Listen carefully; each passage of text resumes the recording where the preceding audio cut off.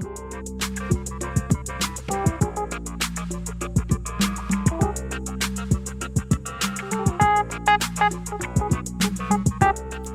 everyone, to another episode of Stud and Dud presented by the Dallas School of Music. Thank you all for listening.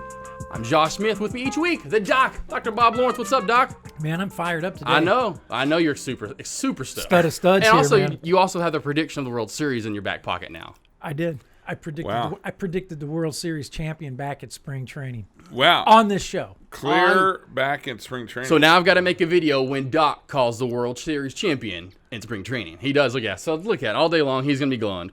Let's look on tap today. A quick recap of college football, NFL, fantasy football. We got to get you. I'm getting on the app today. As soon as we leave today, Doc, I'm going to show you how to work the app. Okay, good. Yeah. Preview the upcoming weeks. Got to get to what we just talked about, the World Series. I know you're super stoked about that. And in our coveted Stud or Dud segment, what we're most stoked about, I know me and you, it's back to the chamber. The chamber of questions. He doesn't know about the chamber quite yet. Not sure about the chamber. That sounds a little scary. Right after that's right. Everyone gets Halloween, on right? That's why we don't tell you about it until you're here. That's right. We don't want people backing out. As Stud of Stud guest joins us, Kent Rathbun. Thank you so much for joining us today, Kent. How you doing? Pleasure, man. Happy to be here. This is going to be pretty awesome. I mean, I'm stoked to be here. We're stoked to have you. Finally get a little talk food because that's our kind of our little gig. We want food, sports, and music, because those are three things people can just gather around and not fight and argue. Or maybe sports sometimes, but you can watch those. Everyone gets around and gets along, especially when it comes to food. Now, let's not even lie there. No doubt. And now this man can make some. I can't wait for. You got to invite us over someday. We got to hear his story because it's a fascinating story. I know, I've looked a little bit of it up, so I've got some good questions. And he ain't just a chef, dude. He's got all kinds of things going on. He's now a videographer as well. Right? Well, music. I don't know about that. Let's still get crazy. All right, but first. Something that we talked about last week. Tiger ends up with the win, number 82. Yeah. He actually wins, so that's a good start to seeing if he does win a major. You still say no. You still sticking with no. He doesn't win a major next year, done. even after going 19 under and he's done. Winning by 3. He's done. Okay, what do you think, real quick? You know what? I was at the Masters last year. Oh wow, this guy stud at of the studs. 1018 Club. Cooking on the day that the guy took it, I think he could still do it again. Thank you. You still think he's got something in the tank? You know what? Listen, here's the thing. I know very little about golf, enough to get me in trouble, and my best thing on the golf course is handing out beers off the cart. No, love it. But I'm going to tell you this. I was just thrilled, and it was a very emotional moment to watch him win that again. Oh yeah. And I don't know, man. The guy's a rock star. I want him to win it again. Yes. But I'm not sure he will. You're going with the head instead of earlier this year we were going with our gut and we were just flopping on our picks. Right. I would love for him to do it again. So great to see him. Number 82. So he ties Sam Snead, most wins all time. Obviously shoots 19 under, which is great. It's not like and then he won by 3. I mean, he put a lot of the guys behind him, and we're not talking like duds. We're talking studs. Rory was there. Gary Woodland, who just won the U.S. I mean, we had some studs there. So yeah, right. Mattress Mac, did you hear about this? Speaking of the World Series, didn't hear about it. Placed the largest bet ever in U.S. bet history, the betting history, like 3, 4, 5 million. He lost $12 million. Ouch. I can't believe I saw it on the news. He's from Houston, mattress guy down there. And he said, I guess with the winnings, he was going to pay everyone that had like a balance, he was going to pay all their balances off with his winnings. Well, he didn't win. Yeah, he placed a $3.5 million that ranked as the largest bet ever taken by a U.S. bookmaker at the DraftKings sportsbook. So now he has a balance. Oh, exactly. Well, it's $12 million. I mean, he's so he lost at least that much. So. Well, I'm going to tell you, I used to have a restaurant in the Woodlands in Houston, and I know that there's a couple of brothers down there that have a mattress company. And I'm not going to mention their names, but trust me, if it's who I think it is, it's no big deal. Right, yeah. It stung a little bit, but yeah, right. Ouch. That's what I figured. Yeah. And then Josh Hamilton. I'm sure you saw this story. That's almost, you can almost make a movie, and people would literally go see this. The ups and downs of that is crazy. I don't get it. It's horrible. I mean, how does that happen? How? I don't get it. We'll just leave it there. But just crazy, right? Just the world we live in. Had to bring that up. It would be on our stud or dud segment. We'd probably talk about him obviously being, the stud or duds and moments. But what's we so got sad stud about to talk that? about. He's the poster child for how south things can go when you make bad decisions. That guy is a Hall of Fame caliber player. He's got Hall of Fame MVP talent. once, yeah. Right. He had Hall of Fame talent. 5-tool player. I mean, he's up there with like the Mike Trouts. He could have been. What could have been. All right, let's get into it, though. The man of the hour, Kent Rathbun. We've got plenty of questions for you. Once again, thanks for joining us. And I've got to taste some of this food. And you have food all over. Let's talk about that real quick. Okay. What got you into wanting to do, maybe that's why, I'm a food connoisseur myself, but what all the different restaurants? Usually, sometimes it seems like a lot of chefs may just stick in one genre. You've kind of that's pretty interesting that you asked that too, because a lot of people kind of overlook that idea. Early on in my career, I worked in several different types of restaurants. I mean, I literally grew up in Kansas City. My first restaurant job was at Sambo's, which we'll get into that in a minute. I don't know if you know what that is, yep. but that's a pancake house, that had a PR problem. But think of Denny's, right? Right, exactly. And then on my 17th birthday, my mother, who was a maitre d' of a high-end French restaurant in Kansas City, asked me if I wanted to become an apprentice. And so, after I quickly looked that word up and really understood what that meant, right? Yeah, I said, "Okay, I'm going to go." You said, "Mom, let me get back to you." Yeah, let me get back to you. Well, back then it was. Yeah, you're right. Back then I'm flipping eggs. Is that over easy or over medium? Right. And so anyway, I started working in this French restaurant, and it was the elite restaurant in Kansas City at the time. 65 seats, small, very, very exclusive, super high end. And, so I went from literally, popping waffles in a waffle iron and cooking eggs to cooking Chateaubriand and trimming out beautiful meats and working with fresh puff pastry. And so you got thrown into the deep end. It was, I jumped off the bridge for sure. Yeah. But it's like going from Zales to what's now high end place. It's like Tiffany or what, you know what I mean? You went from for sure Cartier. Yeah, right. Yeah, right. Like, how'd you do that? Well, and it's odd because I kind of look at it as a blessing, but then I also say to myself, what if I'd have had that opportunity 2 or 3 years later as a young person instead of a teenager? Right. What if I got that job at 21 or 22? Where would I have gone? And how much faster would I have gotten there? But I mean, I'm not disappointed with my career in any way. I mean, trust me, I've done some very cool things, and I'm very proud of what we've accomplished as brothers. My brother's a chef too. So, but having that job at a young age, like 17, it kind of got me catapulted into other jobs. So who knows where it would have gone if it wouldn't have been there, or if it would have changed in the time period. So that's what it all comes back to, Sambo's. For sure, man. That's I mean, awesome. I started cooking there. My mother was in the business. My dad was a building contractor, but early in his life he was a musician, and he was a jazz guy. And so my mother and my dad loved to party. They loved to entertain, and so our house was filled with people all the time. The good old days when people used to do that. Kansas City too, man. It's like a Right mecca of the jazz world, right? Absolutely. I mean, holy cow. So back to Kansas City real quick. Okay.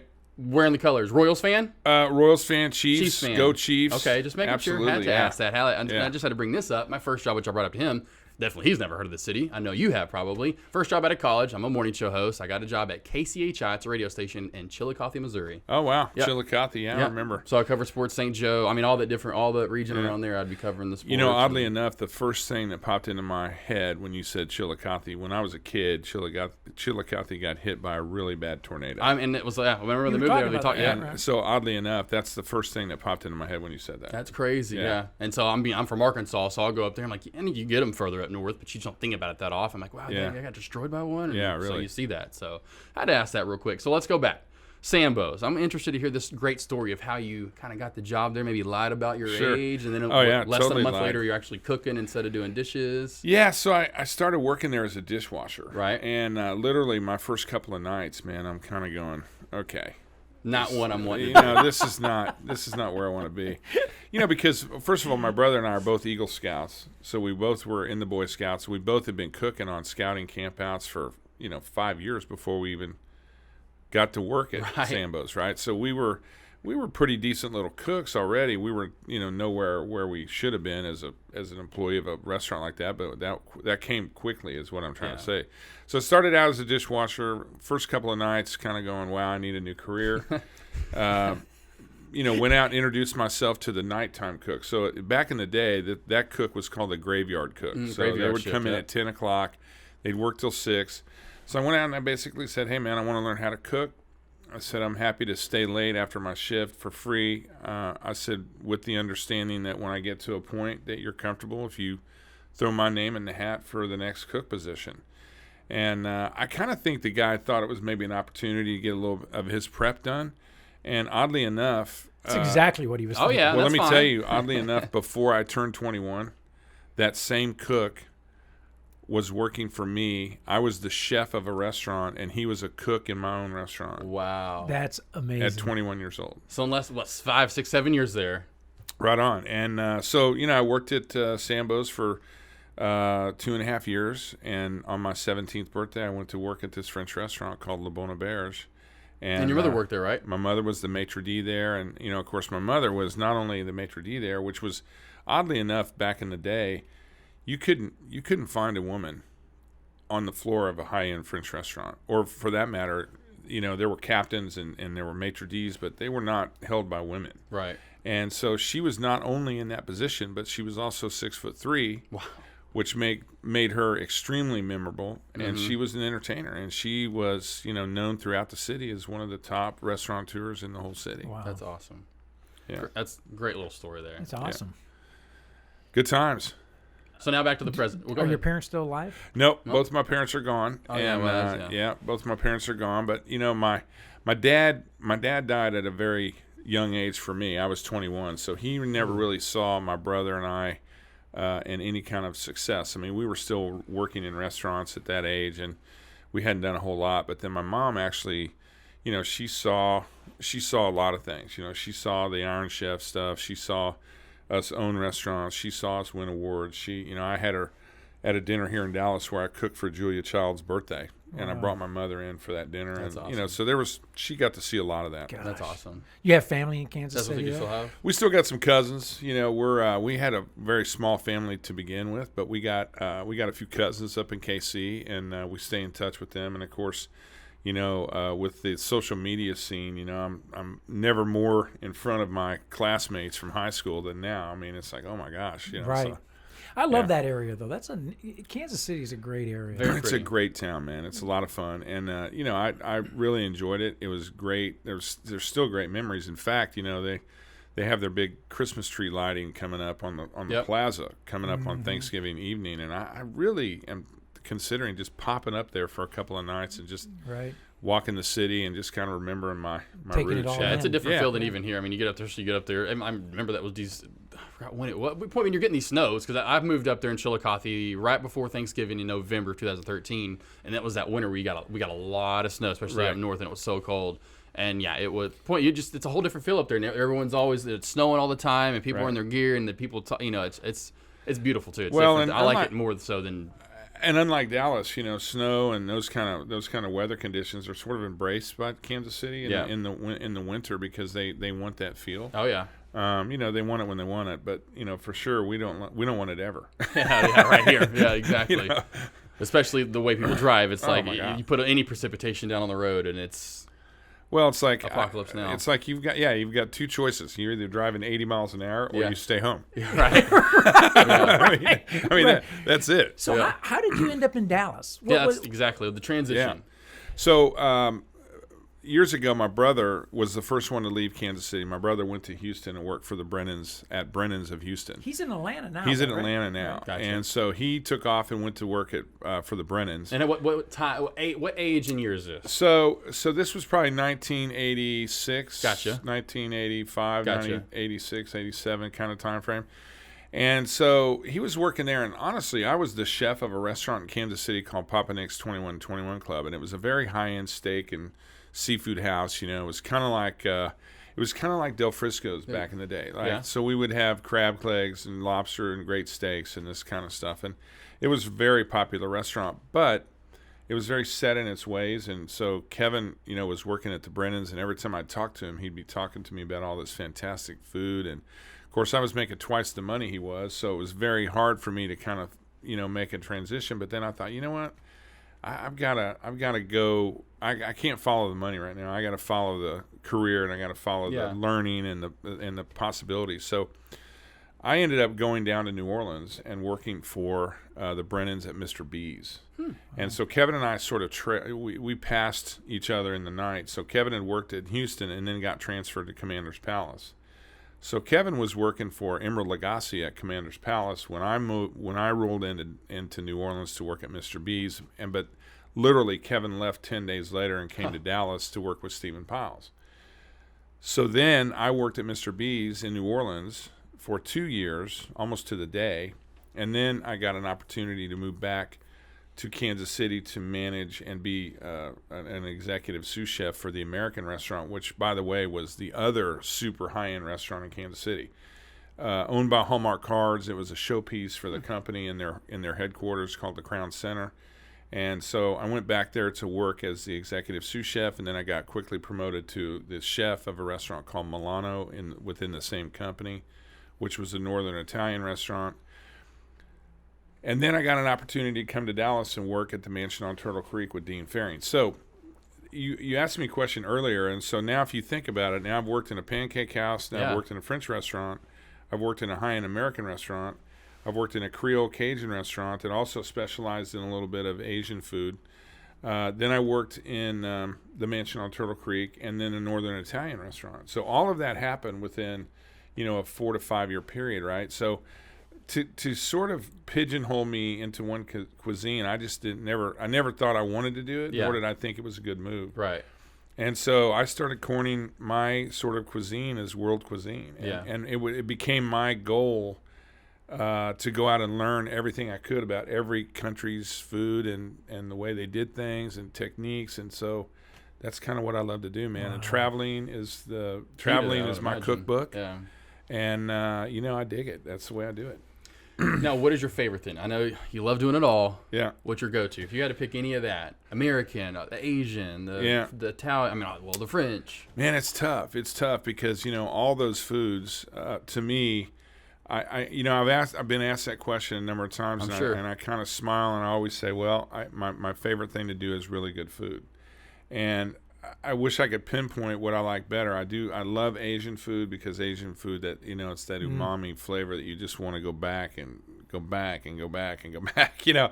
But I'm a outdoor barbecue guy. I love grilling foods. I love smoking. You are in Texas, All right, so let's stop there for a second. Okay. All right, for people listening, and primarily for myself. Right on. Okay. Let's talk about a little bit. You're at home. You got your shorts on, your T-shirt. Yeah. Sunday afternoon. You're going to fire up the grill. You're going, let's do some burgers, like 98% of American households do, right? So how do you, if we were a fly on the wall at your home, man, right? How do you just make a good old-fashioned, classic, juicy burger? Yeah, well, that's a great question, man. I have a number of really good recipes for this, but I'm going to tell you one that I like a lot. All right. So first of all, go-to. Hamburger has a lot to do with the mix of meat, right? So everybody should understand that hamburger meat is different than ground chuck. Yeah. Right.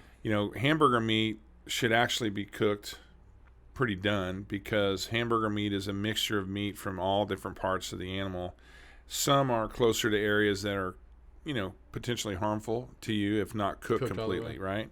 So if you're buying ground chuck, then you can cook ground chuck and you can go to medium rare, even rare, right? Because it's cut from cuts of meat that are very protected from these areas. Then you have mixes. So like I prefer a mix of, I use a mix of brisket, chuck, and short rib. And so all of these, the brisket and the short rib have a heavy fat content where the chuck is very lean. And so all that's ground together and you have about an 80-20 blend is what I like. So it's 20% fat, 80% lean.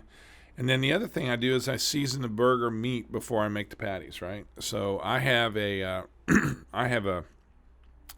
steak and chop salt that I use and that I've made in my restaurants. In fact, I sell it. And it's basically just a great blend of garlic, cracked black pepper, and salt. And then for this one particular recipe, I use a really small dice of fresh jalapeno, chopped cilantro.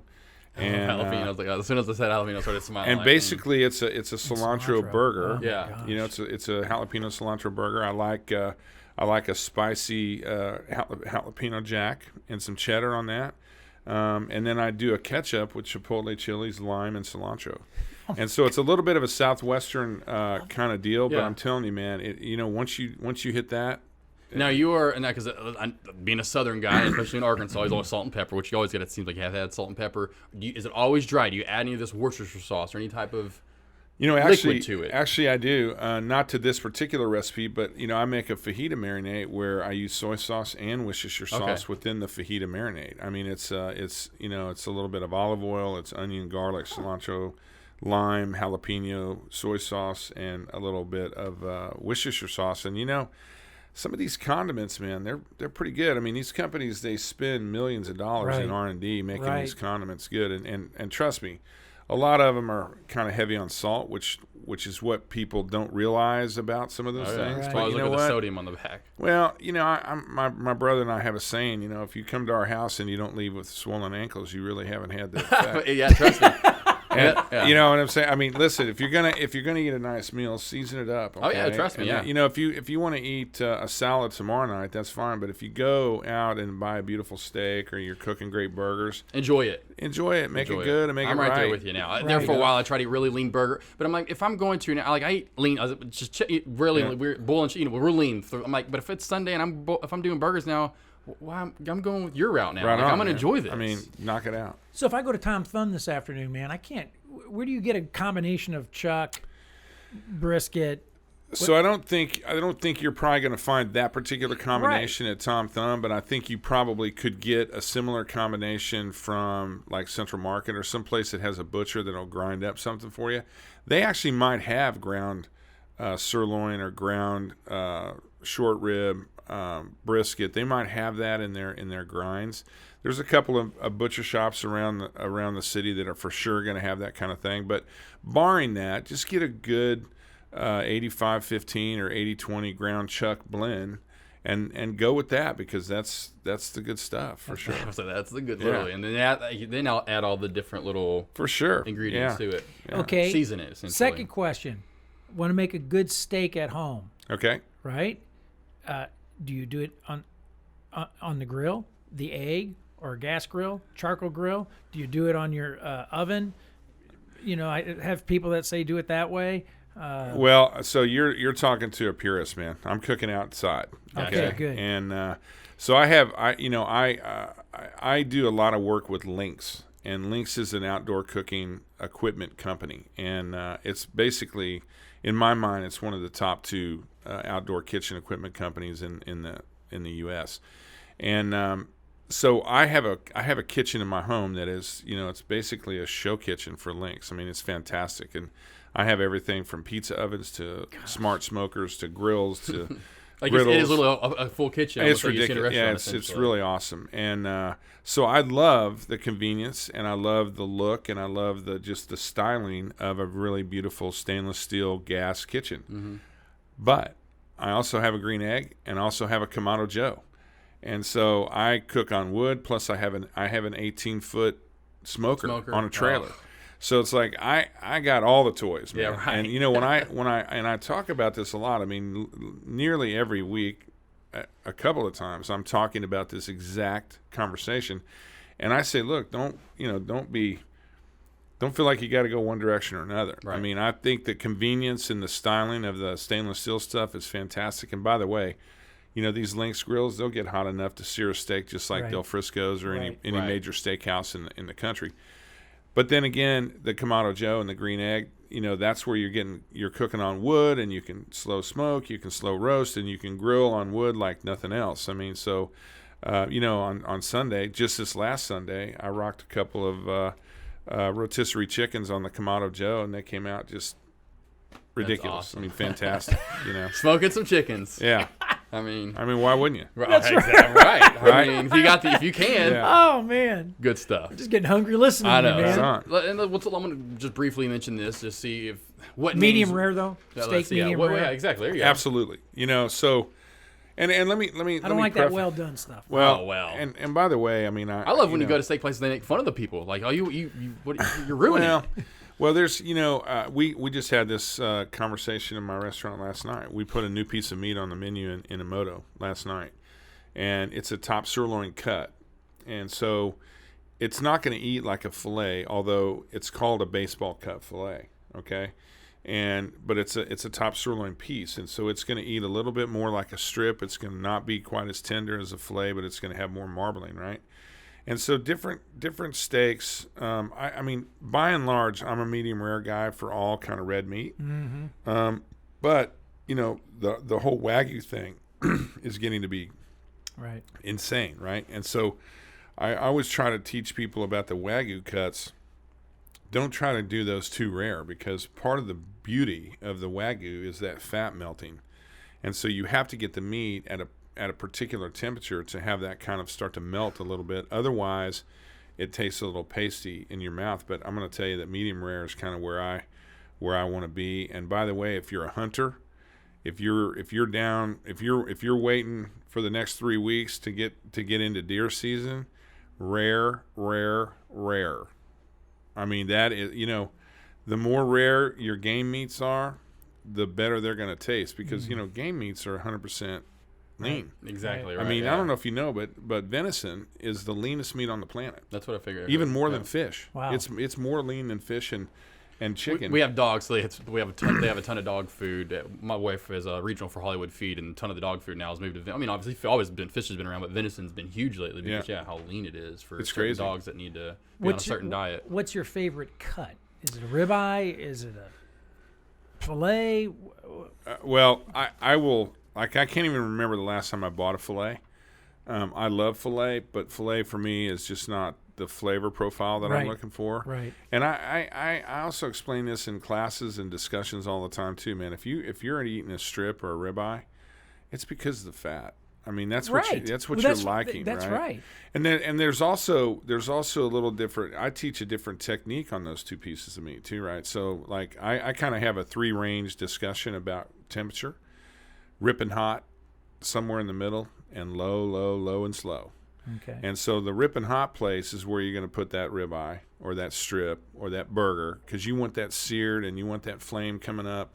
You want to really render the fat, sear the fat, all of that. Where a fillet or a chicken breast with no skin or a pork tenderloin with no fat, you're going to want to cook that medium, in the medium temperature range, not medium itself, but medium rare, but in the middle of the temperature range, so that you don't get it too charred on the outside, but you get it nice and crisp, but you still have a nice satiny finish in there, because they don't have a lot of fat. So they're going to take, a little bit longer to cook than a really high temperature kind of steak. But you're always trying to figure out where you are with the texture on the outside compared to the satiny steak in the inside. Right. I mean, I can't imagine, man, friends of yours, who the heck would ever invite you over to the house and cook for you? I mean, seriously, right? I can't even imagine you saying, "Hey, Kent, come over to my place, man. I'm going to throw some burgers on." You have to be sitting there going like, "This is the suckiest burger I've ever." Well, so this happened. Is this why you're bringing this up? Has that happened? Well, I can tell you that first of all, I think people are intimidated about cooking for chefs, for sure. Certainly. But I've certainly had a number of people that do it, and I'm always so flattered by that, because number one, it takes a little bit of confidence to do that, right? Right. But at the same time, I want people to know, look, I just appreciate the effort, because I know what it takes to put together a meal, and I know what it takes to cook for a number of people. And so I always appreciate it. Now, I will tell you, there's been some times where I'm like, whew, that was an epic fail. But there's also been some times where I actually walked away and said, wow, that was pretty good, and I learned something from them. And there's been times in the middle where I'm like, like my wife, she always sits next to me because she wants to keep me down, but like she's like, don't do it. Does she hit you under the table? I got to do it. I can't. I got to do it. And so then I get up and I go, hey, can I show you something here? Yeah. and they're always very happy to see it, and it usually has something to do with technique or cutting or But and that's what it's really all about. Look, with the internet, man, you can find a recipe in 2 seconds flat. Big time, yeah. What you can't do is you can't learn a technique well. Yes. Right. You can watch the videos and you can see them do it, but until you have a knife in your hand or a pot in your hand or you got something on a grill and you see it, feel it, touch it, look at it, that's when it really hits home for you. It's the same thing in music, right? For sure. All the YouTube videos, people trying to demonstrate how to play and everything. You can't get the technique. It gives you a very good understanding, but listen, hands-on training is what we all appreciate. Big time. About everything that's out there, whether it's cooking or sports or whatever. If you're hands-on in it and you learn it, you become better at it, and that's just the way it works. Right, because if I took cooking lessons from you, in 6 months I would be a totally different chef than I am right now. Well, You're absolutely not a chef now. Let's be. Well, I'm not a chef now. I use that word very loosely, man. Well, right? Right. So do some chefs. No. Did I say that? I'm sorry. That's awesome. That was my outside voice. Yeah, right. But it's this, as opposed to me going like, oh, I'm just going to watch a YouTube video of somebody trying to. Like you said, music. I mean, when I first started stock trading, I mean, that's anything you do that's going to contain a lot of effort, hands-on. It's like anything. When you first started riding your bike, literally my brother laughed at me, took my training wheels off. Like, you're going to learn how to ride this bike the right way. Otherwise, you're never going to learn how to ride it. Literally took my training wheels off, and within a day or two, I'm just fine. I'll give you a good example of this. So I started a class in my restaurants 20 years ago called the Dirty Dozen. We still do the Dirty Dozen today. In fact, we have one coming up in 2 weeks. It's the holiday Dirty Dozen. And what the premise of the class is, it started out with 12 students. And we had 3 chefs, myself and my executive sous chef and our pastry chef. So we took a class of 4 people each, 12 people. And we bring them into the kitchen. And we work with them side by side with a knife in their hand. And they basically, it's a participatory class from start to finish. I mean, they're cooking their own food. Right. They're cutting their own vegetables. They're sauteing their own food. They're grilling their own food. They're learning how to light a fire in a wood fireplace. Everything about the dishes, they're doing themselves, right? And this class has become just an amazing thing that we do, and like we put out the schedule for 6 months in a row, and they sell out in like 2 minutes. That's awesome. And so what I want to say about this is that many of the people that have done those classes over the year, they keep coming back and they come back and they come back. I take them on gigs. I mean, some of these people help us as volunteers when we go cook in different parts of the country, when we go cook in different parts of the world. I mean, I got one guy right now that he's our chef de cuisine. His name's Steve McHugh. Back in the day, he was working for HP. Started doing all these classes with us. I take him to the Super Bowl every year and cook when we cook for the Cowboys at the Taste NFL. And then now he worked for us as the chef at a Dude, I'm signing up for your next class. Let me know, because I can go with you. And when you need a piano player, jazz piano player, I can be helping. I like it. And actually, I'm gonna probably kick off a little secret chef club starting next year, where we're gonna do some private classes around and just do some. Maybe not so much of a structured class, but maybe more of a cool get-together where we're drinking and we're cooking and we're watching a game and we're just kind of chilling. But I promise you will learn so much in that environment. My wife and I, we're in. So now I got a great question for you. You are truly at the top of your game. Thank you. You're a pro. So, as one pro to another, this is maybe a tough question to answer. But as a pro, when I sit and I think about my own musical development, I see myself very much as a student. Right. That even though I am classified as a pro, have 30-some years as a professional musician, I still get up every morning and I come to work and I actually feel like I'm very much a student in this art form. So with that, I know there's much room for improvement in my own craft and what I do. I want you to talk about that a little bit. As a world-class chef, do you have those same kind of thoughts and those same kind of feelings where you're going like, man, I got to get better?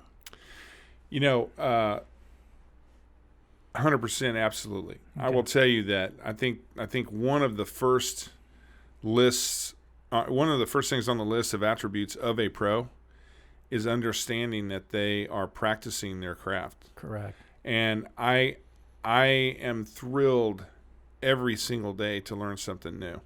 And it's one of my gifts as a chef and as an operator of restaurants is that I can look across a kitchen and I can look at every cook from 10 or 15 feet away, and I can look and see if they're doing the right thing on what they're doing. It's just a matter of, I've been around it so much in terms of technique. Are they dicing the vegetable at the right size? Are they using the knife correctly? Is their knife sharp? I mean, I can sense these things from afar, right?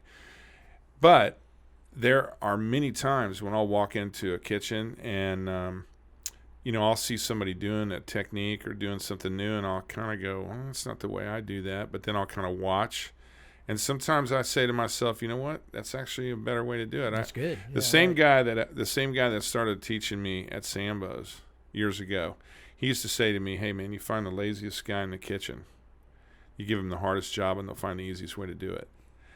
And there's some truth to that. Man, there's a lot of truth to that. Okay, right? and now it may not be exactly the right way all the time, but you know what? In a world of need for efficiency and for a need for just kind of bearing down to what it actually because labor is so expensive right now. You have to be efficient in the kitchen. You have to be efficient in every business, right? Mm-hmm.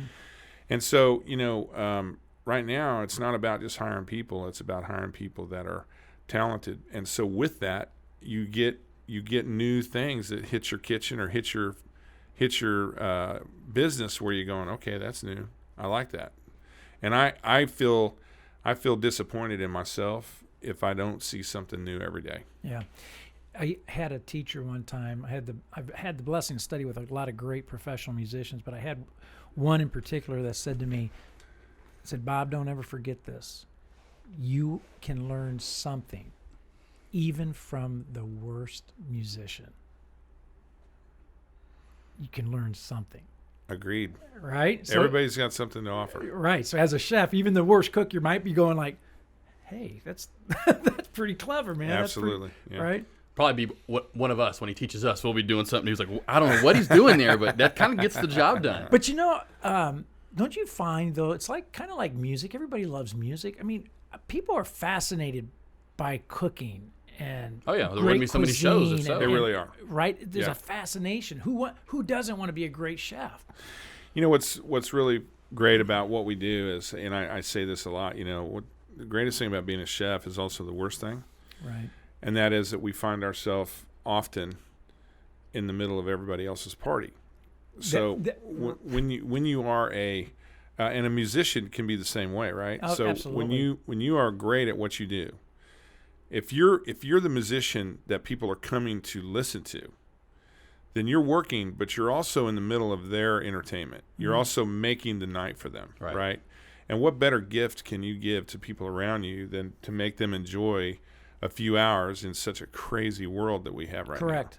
And so the same way that we feel about food, and I think the nice thing about food is that food is paired with everything, right? So not to take anything away from a musician, but I promise you, if you're heading out to a nice concert, you're probably thinking where we're going to go have dinner before or after the concert. No doubt. If you're going to a movie, if you're going to go to a sporting event, if you're going to go to an art exhibit, if you're going to travel, these things all include food. Kind of have to eat 3 times a day, at least twice. And listen, let's face it. The people that are doing these things, many of them have the wherewithal to eat in nice restaurants and really understand beautiful food. And they want to a lot of the time. Whether they're eating at that level or whatever level, it always includes food, right? I can't begin to tell you how many house parties I've gone to where I end up playing. Yeah. Oh, I'm sure. I'm sure. And that's just it just comes with the territory. Right. But if you didn't love it, you wouldn't do that. Oh yeah. Correct. And it's the same way with me. I mean, when I go to someone's house and they're cooking, even if I just show up for a party, I mean, I remember showing up on a New Year's Eve party. I didn't even get there till midnight, and 2 a.m. I'm cooking breakfast tacos for the whole team. and the girl, the lady that owns the lady that owned the house, she still sells that story every time she sees it. Oh my God, you got it right. And I mean, so to be able to put an impression on people like that is a gift. It is very much a gift. Yeah. I have another question. Sorry. One more. Come on, Doc. One more. Because I'm fascinated here, man. I want to. You got all day, man? We can go for 2 if you want. I can spend as long as you want. Okay. This might, even for you, might be a question that you may not be able to answer. Got it. Here we go. Why is it that a hot dog at the ballpark tastes so flipping good? Well, I can't answer that question. You can? Okay, yeah. good. Because, the environment that hot dog is being eaten in exactly, the ambiance around it. Everything about it. Okay, so let me give you a great example. So my wife and I love to travel. We go to Italy more than most people should, okay? And I will tell you that I cannot reproduce in Dallas, Texas, a meal that's at a farm table on the patio of a villa that's overlooking the mountains in Tuscany. Yeah, right. That's kind of And I'm sure that wine tastes pretty good too. By the way, I can make that pasta, and I can toss that pasta in a really great butter and some great cheese. The same cheese, by the way. Yeah, right. But somehow it just doesn't translate. Okay, so I believe that food and these fantastic experiences around food is also part of the ambiance. So having a hot dog, watching your favorite team at a ballpark, come on, man. I mean, that's beer, part of the deal, right? Hot dog, right? For sure. Every time I'm at the ballpark, I get a hot dog. I always look at my boys. I'm like, this is the greatest hot dog I've ever eaten. Like, Dad, you say that every time. They do. They say listen, it could be the same. The same thing could be said for a s'more that you accidentally burnt the marshmallow because you're at a campfire with your children out in the woods. I mean, right. it has everything to do with everything about the moment. Yeah. Right. Yeah. All right, let's get to something I definitely want to ask. Two things, including food, coming up. Two, probably the biggest eating days of the year. Right. Thanksgiving, Super Bowl. What are you cooking, and what do you look forward to eating the most? Thanksgiving first. Well, so it's really funny because last night I ran into a couple of people that have been on our little Thanksgiving club. Like 20 years ago, 20 years ago, this Thanksgiving, I cooked my first Thanksgiving dinner for my wife. We weren't married at the time. I cooked it for her family, and her family's from Corsicana. And, they live in the country, and they'd never eaten foie gras, and they'd never eaten duck, and they'd never eaten the kind of things that I was cooking for this meal. And so my wife had invited a few friends, and so a few friends over 20 years now has turned into almost 40 people that come to my house. For I'm sure they do. Can we even be invited this year? You can be, actually. We're coming. But you got to bring a piano. Go bring the piano. And Oddly enough, it was so funny because the conversation last night was exactly that. Like I told one of my buddies, I said, I really want to invite a couple of people or a couple of couples that are new and different to the group, because that's what it's about for me, is just meeting new people and sharing the love of a beautiful Thanksgiving or a beautiful holiday, right? So I tend to do the proteins, and because it's gotten so big, what we do is we ask everybody to bring a dish. But this year I'm actually going to curate that discussion because like last year we had 5 broccoli casseroles. Right, exactly. Okay, so here's what we're gonna do. Yeah, I'm gonna write down a list of like, here is a number of things that we would all like to see at Thanksgiving dinner. Put your name against one, and if you're not on that list, don't bring it. Right. Do not double the dish. Right. Don't double the dish. But I people love my fried chicken, right? And so my mother and my grandmother, our go-to family meal was country fried chicken. And so I always do a turkey, and probably this year I'll do the turkey on the rotisserie on the links, or the Kamado Joe, or maybe one of each, one under smoke and one under roasted.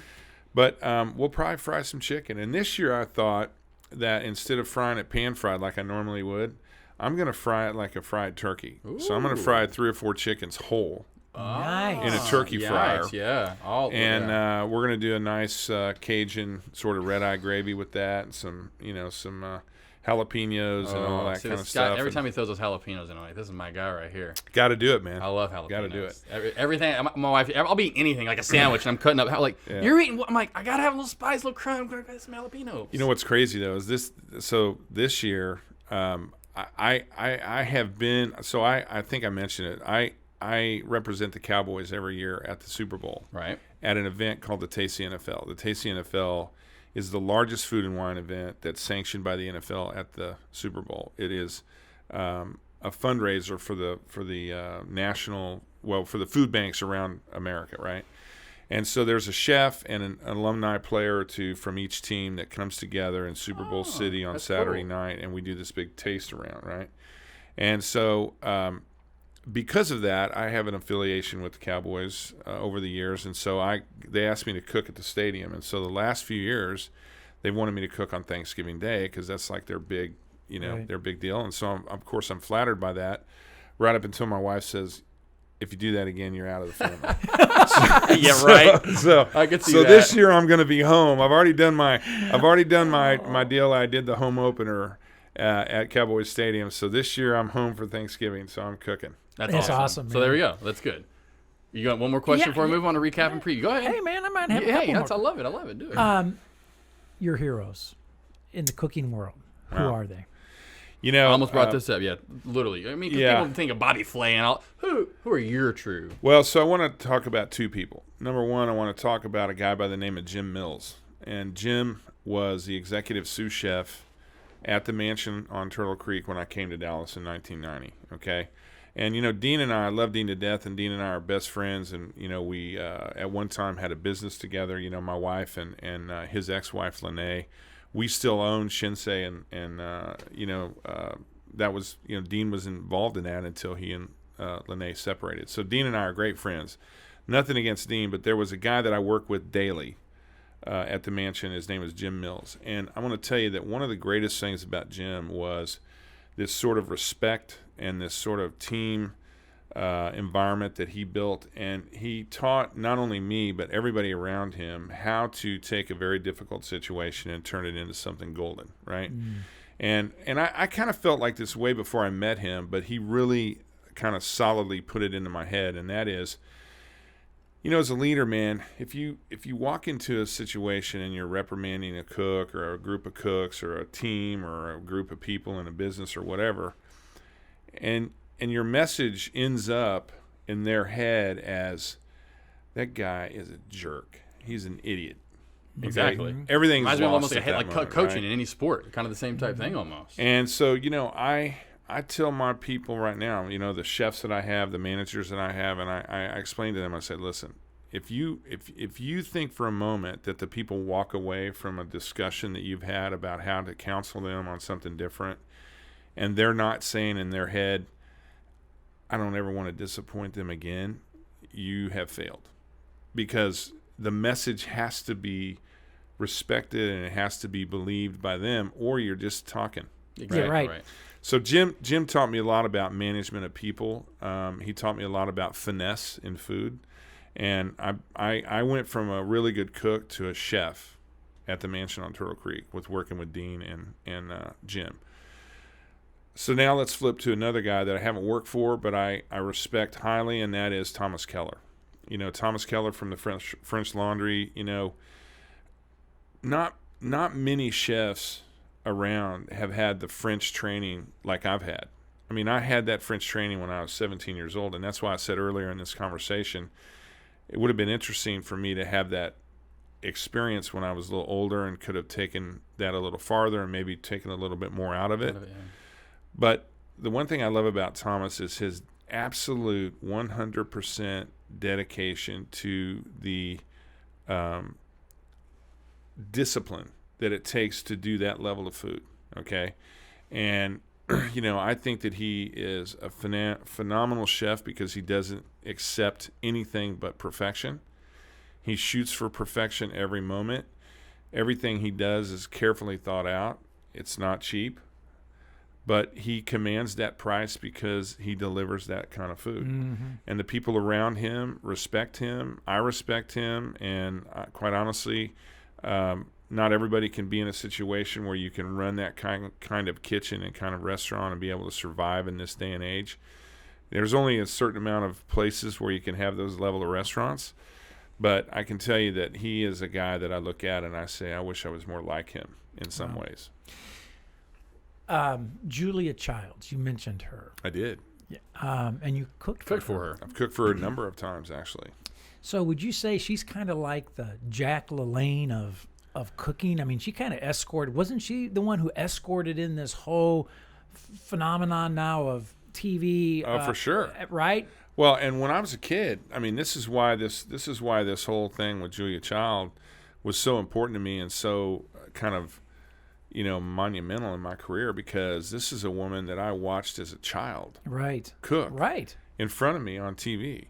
You know, my mother loved her. She was in the restaurant business, as I stated, but even when Kevin and I were children, you know, we would come in and we would watch Julia Childs, we'd watch The Galloping Gourmet, and we would watch Jacques Pepin. And, I mean, you know, Jacques Pepin is like, you know, I've cooked with him a couple of times too. And so it's like, you know, to see these people and to grow up watching these people and watching them flame their desserts and this and that, right. I mean, like, that's for a kid, that was pretty cool back then, right? But then to go on and to be able to meet them, to be able to cook for them, to be able to interact with them, and not only that, but, I actually got some real alone time with Jacques Pepin. Like, he found himself at our restaurant with no ride home, and I said, they didn't take care of your ride? He goes, no, do you believe that? I go, well, I'm going to take care of your ride. I said, where's your hotel? And so we ended up, hopping in my car, and we went down to the Adolphus where he was staying, and he and I went into the bar, and we closed the bar down. Oh, and I'm like, awesome. this is cool. Now here I am with a world icon of chefs. And, I will tell you, I'd like to share what he said to me. He said, Kent, I have to say to you, he said, he said, can you imagine where the American chefs and the American cuisine would be today if back in the 90s, in the early 90s and 80s, if chefs were producing the food that you produced tonight at our dinner? Mm. And he goes, that dinner was as good as anything I've ever had in the world. And he goes, the food was perfectly executed. It was tasty. It was beautiful. And he goes, can you imagine where the American chefs and culinary world would have been if we'd have done that 10 years earlier? Right. And so the TV thing did change all of us, right? And then another quick side note, that might have to wait for another show, but the lobster shooter. I don't know if you are familiar with the lobster shooter, but that's like one of my big signature dishes. That dish came from cooking for Julia Childs at her birthday. That's crazy. And that's how that dish was developed. So, these are people that absolutely for sure changed my life and changed my outlook on food and really encouraged me to kind of go after it. I was just at the Fur Ball, which was just real quick. I was at the they had the little auction where you're going to cook for someone. I was at the SPCA, and I was taking pictures. I was sending it to him like, oh my God. Yeah. So you didn't do the food there though.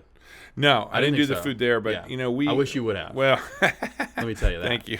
We're very fortunate that people want our services and they're willing to pay a lot of money for them, and then we also have such good partners around the city with different purveyors that help provide food and wine. So we're able to facilitate these dinners for these charities, for these schools that can be purchased for a very low amount, and then they exceed sometimes 10 times what they end up paying. Because years ago when the economy fell apart back in 2007, we had to make some hard calls, and we had to quit giving away our services, right? But we were involved with so many people and so many causes that they're going, Kent, we really rely on you. And I'm like, well, how can we make this work for everyone? And so we have a menu of sorts that starts with, hey, here's a gift certificate we can just give you, all the way to some really excellent experiences that we can help. If you can help us cover the costs, then we can help you really turn that into some big things. Wow. Well, the Julia Child thing, as you were talking, I'm sitting there thinking like, man, you've hung out with.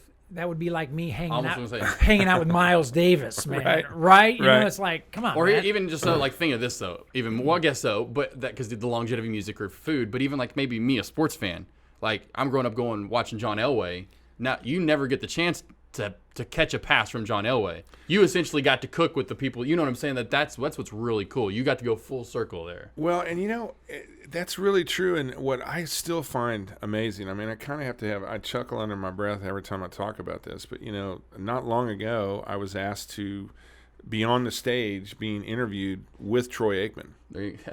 So we had a mediator, and not a mediator, but a host, and they were sort of asking us the same questions, and I just felt like it was so surreal, man. Here's a guy that's won how many Super Bowls? I mean, the guy's a rock star in the industry, still, on TV every week.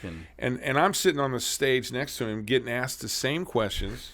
Like you're on the same level as Troy Aikman. Well, I'm not on the same level. You want to know what though? In his eyes, you are. Well, sure, Troy and I are very good friends, and he said some very are. nice things to me and about me that night. But I just have to say that I find it very humbling that chefs today are are looked at as these sort of superstar I figured people. they are. And it's, right. Definitely. You know, it's a very, very it's humbling, and yet it's exciting at the same time. Yeah. And you're like, all I'm doing is cooking food, I'm what you doing- love, I'm and doing doing what I love. love. Yeah. Doing So- what I love.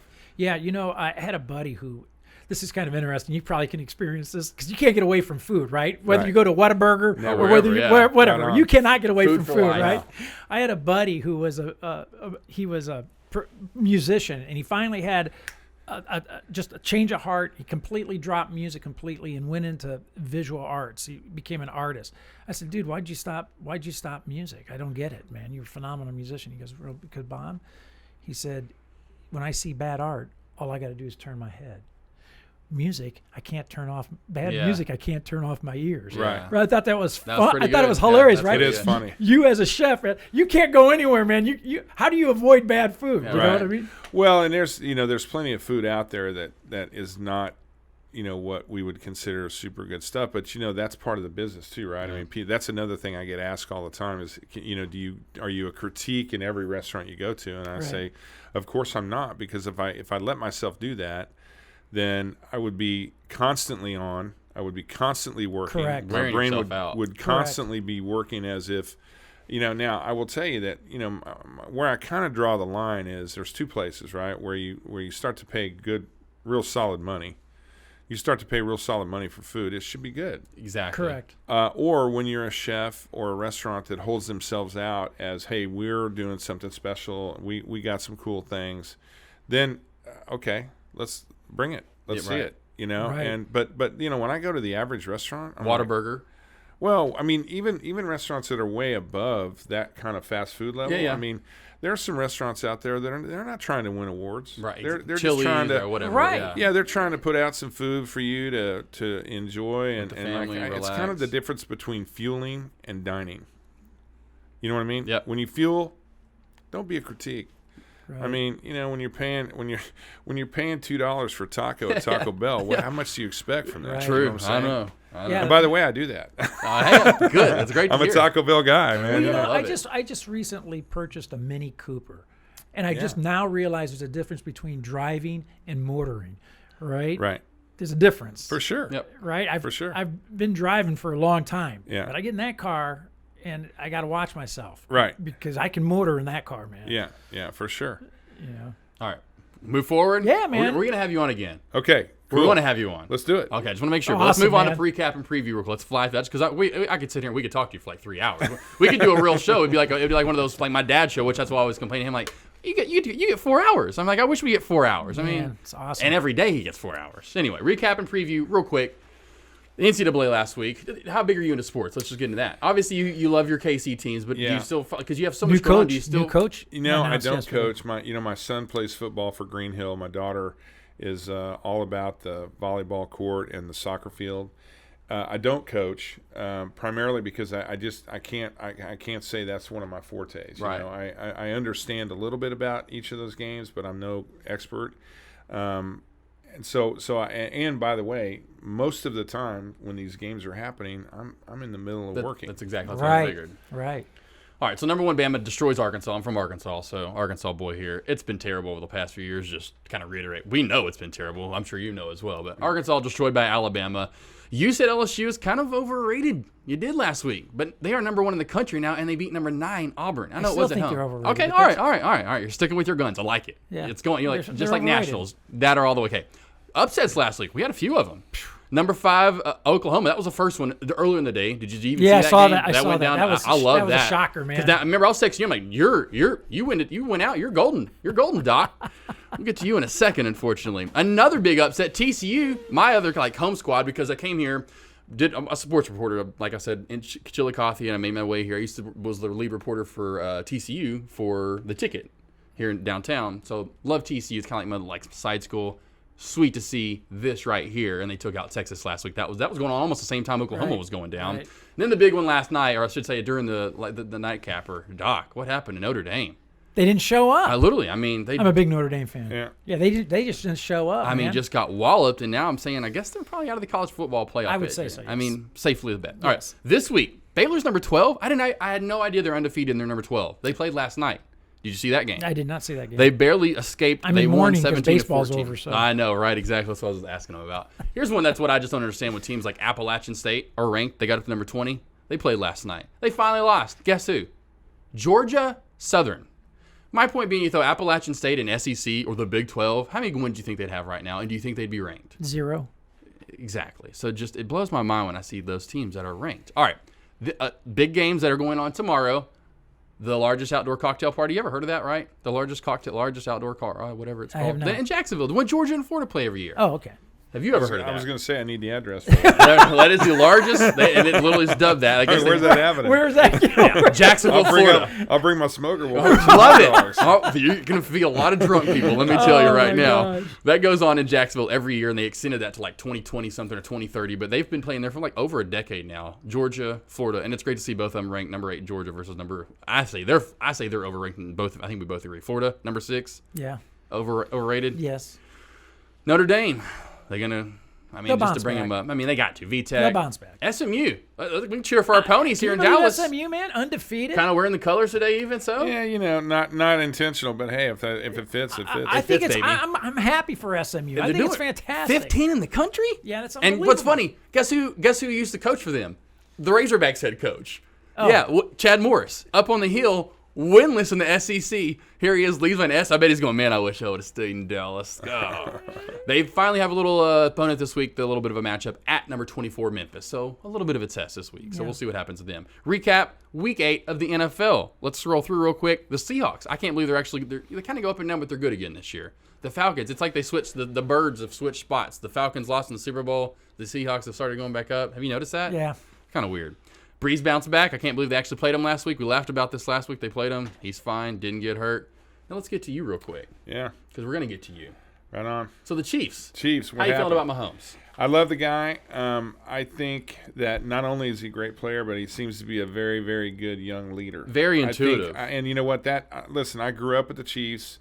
I remember when the Chiefs won the Super Bowl. I remember going out and beating a ball bat against the street sign next to my house. Was Dawson the quarterback? Lynn Dawson? Lynn Dawson. Lynn Dawson quarterback. And I got back that far. Lenny Dawson. Yeah, Lenny Dawson, Hank Stram, Otis Taylor, all these guys. Yep. That's back in the day. So I did know a whole lot more about football then than I do now. That's but awesome. I will tell you, man, I'm so excited. And I don't know if you've ever been to Arrowhead Stadium. But that's my very first ever NFL game because my Broncos fan, so I was in Chillicothe. I got to see Peyton Manning and the Broncos come back. Sorry, we did win, but it was a great game, and everyone treated me great. Okay. Yeah. KCHI is they have red colors, so I'll wear my huge red trench coat. But as soon as boom, Bronco stuff, and I was waiting to get in there. I'm not wearing that. You're lucky you're alive, dude. No, that's a beautiful stadium. And it's people just, are so nice. It's ridiculous, man. And the spirit there, and talk about tailgating. I mean, those people know how to rock it. Loved it. I mean, they know how to rock it. But I actually got to take my son to Arrowhead Stadium to a Dallas Chiefs game a few years ago. I had bought an auction package at the Tasty NFL that included some tickets, and I'm telling you, man, it was so awesome. It's up there with Lambeau I wish Mile High, Denver, old school, but that was just getting too old, and I don't know why. I wish they'd still keep it, but I guess that's how good that's how good Arrowhead and Lambeau were built. I mean, and they shouldn't tear them down. I mean, those should stay forever. Don't for you sure. think, you've been around the NFL, doing your thing there, right. and do you not think, I kind of am saddened with the NFL a little bit, you got the Hank Strams. Right. Bud Grant. Just imagine this conversation for a second. Let's say Hank Stram, Bud Grant, Tom Landry, Vince Lombardi. They come back. They attend a Cowboy game at Jerry World. Do you not think they'd walk in and go, what the hell has happened to our game? Right. Yep. Well, the commercialization of the NFL has just been astonishing to me. It's unbelievable. Yeah, and you know what? That's the way of the world when people are so enthralled with a certain thing, and in this case, it's the NFL and Sunday. And I think that's all great, but I think that it would blow their mind. It would blow their mind. It would blow their mind. Right? I think they would go like, one of them might have a heart attack when they see that screen. Well, you know what I mean. The other thing though too is, can you imagine where those coaches would have been when they got the pushback from some of the players, like the players pushback now. Yeah. Right. I mean, like, managing the talent is got to be as difficult or more difficult than trying to get them to do the right thing on the field. It's managing attitudes and all of that, and it's really interesting to me because it's like the real leaders of these sports teams, they stand out so much because there's not that many of them. Right, exactly. Sad, right, yeah. Yep. I just think the game has changed so much. Dramatically. Right. That those guys would go like, man, what happened to the athlete? Yeah. Right. Why is the spotlight not on the athlete? Yeah. Yeah. You It's know, sad. and it has just all changed. Yeah. It's Nationals, interesting. World Series pick. Yes. My Super Bowl pick. Well, it's more of a not homer. A lot of people probably picked them. I went smart like he did. The Patriots. So Patriots stay undefeated. We'll see how they continue this week. A great game. We'll move to this week's games on Sunday Night Football. Sunday Night Football's had great games. Last week was the Chiefs-Packers game. No, that was, I forgot what it was, but great games on. They've had a slew of good games. This week it's the Pats at the Ravens. See if they keep that streak up. 49ers, undefeated still. They beat the Cards, escaped last night in a close game. Kind of shocked with them. I figured they may be like 5-3, but see them undefeated. I guess it's almost like good for like when Notre Dame. I honestly like seeing the 49ers good again. It's almost like football, NFL is better. Like, when Notre Dame, when they're relevant. Right. Kind of old school team. I'm not even going to mention the Broncos. Yeah. Oh, here I am. Here's why I am. His original Super Bowl pick, the Browns. Here's a good one for you, Doc. The 2-5 Browns. Where'd that come from? At the 2-6 Chiefs. I think they have the talent. I don't think they have the coach. Yeah. I think they have the They went talent. 10-6, I think, right last year, and they have definitely a lot of people. I don't know the Super Bowl, but definitely the team this year to maybe challenge the Chiefs or the Pats. 2-5, my Broncos, jeez, but 2-5 at 2-6. So the great one, another hard one for you this week, especially if Mahomes isn't playing Vikings. Luckily it's at home again, but you got the Vikings coming into town. So he's not playing again. I thought he was playing this week. I didn't see the latest word, so he might be playing. I thought he was supposed to play. yeah. As of yesterday, when I was doing this at 2 in the afternoon, he was still And Undecided. which game Yep. is it? Because I have an event on Sunday. That Vikings at Chiefs. No, but what time? Oh, Early game or late I game? can't. I'll look it up real quick because I have it on my phone. I can. Yeah, interesting. Because I want to watch it, but so I got a question for you. It is the noon game. Okay, so Mahomes last Sunday, would they have won that game? See, that's great. Exactly how well Yes. they played without him. I'm saying yes. Yes. I'm saying I think yes. so too. Because of leadership, Right.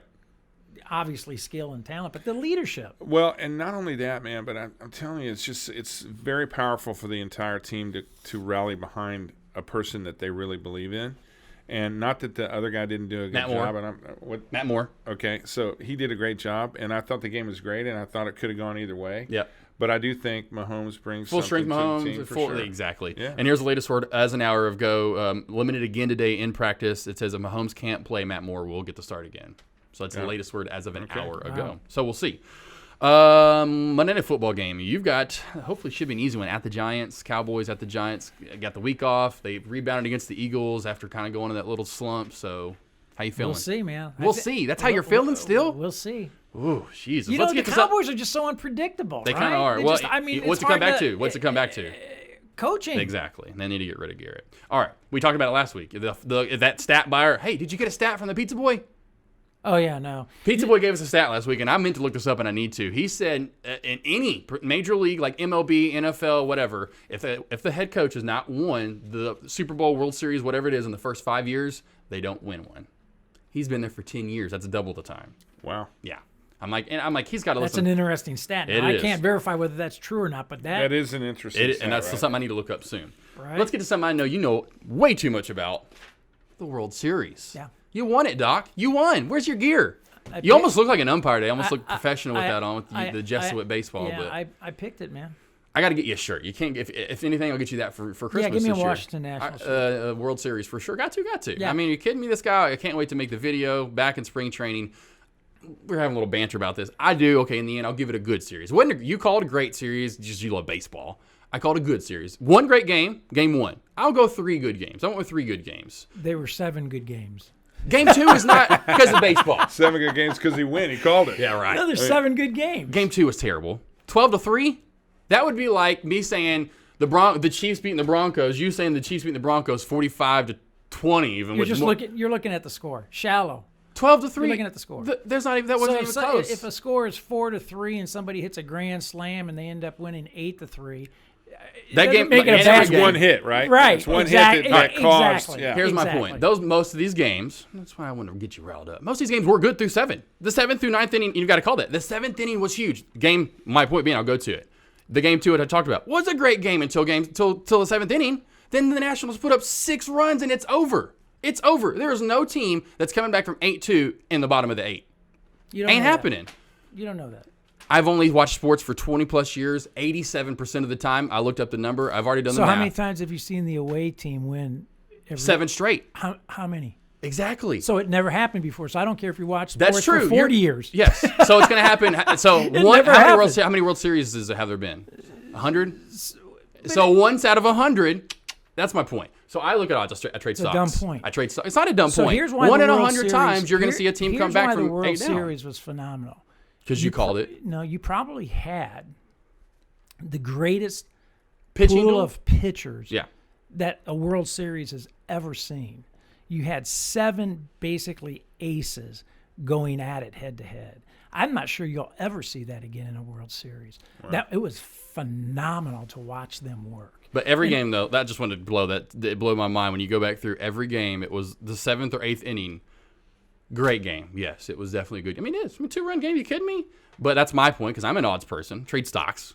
So when I see a team down 8-2, I'm done. I know you're glued to it. You're like, oh, they can still. Yeah, you see it. Yes, but me, I'm logic. I'm going. You know what? If they come back, I'd be freaked out. I know you're a football guy, but if a game's close in football, Broncos are down 30-10. If a game's close in football and a team scores 2 touchdowns in the last 2 minutes, that's not the last 2 minutes. The 8th inning is the game. Is it a horrible game? Right. The 8th, but that's the 7th inning. To me, is like the beginning of the 4th quarter. So at the beginning of the 4th quarter, and it's 17-14. Yeah, it's a great game. But all of a sudden, I look up at the score, and then now it's say 34-7 or whatever, 34-14. So it's not a good game anymore. It's over. So it was overall, it was a good game through 3 quarters. I see. So you're one of these fans leaving the stadium. I see. Yes. You're one of those fans. Logic. Okay. I've only seen this team, whether it be the Broncos, the Browns, the Ravens, the Bucks, the Cowboys. Those guys leaving the stadium. Sport. Yes, because 90% of the time when they get down, it's over. Here's when I walked out on the Miracle on Markham. I have a story. Your Denver Broncos, your favorite team. You're leaving the game in the 4th quarter. Unless it's the Super Bowl.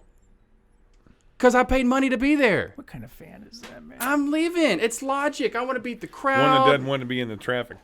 Thank you. That's my dad. That's the way I was raised. That's just in my head. I'm like, I'm getting out of this crowd. There's no way him on that. I'm getting out of here. I mean, unless it's down to like point to point. I mean, that's just how I am. See, I'm like, he's the opposite. I stay at the game, man. Even if my team's down, man, I'm there to. So when those, I know you would just laugh because I see those fans, like the Razorback fans, we're down like to Alabama or Auburn the week before at home, 51-10. I'm sure all those people. My question to you: why would you even go to an Arkansas game to begin with? I knew it. I knew something was coming. Why would you even go there? You asked for that, man. I know. I loved it. Why would you even go to 1 quarter? All right, Notre Dame's somehow down. They had a lull there. They were down 51-10. You still there in the? Hey, I watched that entire game on this weekend when they're getting their rear end handed to them. There you go. So that's you. Us. Most fans, unfortunately, I'm saying we're gone. All right, let's get him in the chamber. I know. I cannot wait for this. So a couple of them almost kind of were asked earlier. Get ready. Big breaths. Let's get out the change. We need to get like a shackle noise so during the episode you hear. Wow. I'm scared. I'm nervous now. Now, the reason I'm asking you this because you go this far back because I know you probably hardly cook these things unless it's for your family anymore. Okay. How do you like your eggs cooked? Dude, I got the greatest answer for that. Okay, so I cook eggs like almost every day. And in fact, I just did a dinner at my home for a school 2 nights ago. And the first course was a French-style soft scrambled egg with a blood orange butter with chives from my garden, a chunk of pepper-crusted bacon sitting on top of a toasted brioche round. And it's basically bacon and eggs for breakfast or for dinner, but I'm telling you, it is delicious. Oh, my dad used to do French toast for dinner, and I loved when he did breakfast. So here's breakfast for dinner. So what's funny about this is that often I will serve this dish, and then I won't say anything until after they've eaten. Mm-hmm. And then I'll say, what do you think that was? And I hear, oh, that was polenta, that was cheese, that was potato, that was grits, anything but egg, right? Right? That's crazy. And so the thing is that this particular technique is low heat, butter, salt, eggs, that's it. No milk, no cream. Lots of whisking over a 10 to 12 minute period of time. So, you can scramble an egg on high heat in like 30 seconds, right? But this is really slow and low, and you constantly whisk so you never develop the curd. So when it comes out, it's like super creamy, and it is ridiculous. I've got to try this now. My wife loves eggs. Ridiculous. Got to do this now. All right. Yeah. So, and you pretty much answered it. You going bacon, sausage, or ham? You know, man, I'm a sausage guy for sure. Okay, Yeah, okay. I like the bacon, but I like the sausage. In fact, I got a big old pouch of rabbit sausage in my That's fridge the thing right too. now. Sausage, It's you can go so many ridiculous. different routes with it. Sausage is great. Pancakes, waffles, or French toast?